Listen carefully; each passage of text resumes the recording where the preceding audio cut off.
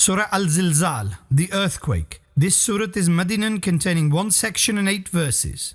بسم الله الرحمن الرحيم. In the name of Allah, the infinitely gracious, the most merciful. إذا زلزلت الأرض زلزالها. When the earth will quake, as it is decreed to quake. وأخرجت الأرض أثقالها. And the earth will bring forth its burden. وقال الإنسان ما لها. And man will say, what has happened to it?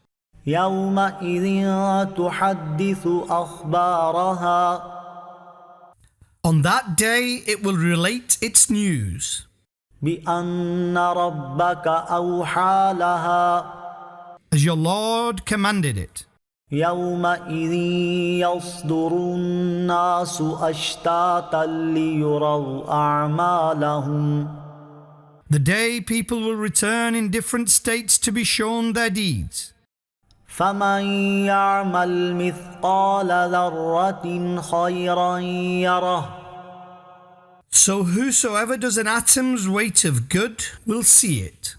ومن يعمل مثقال ذرة شرا يره.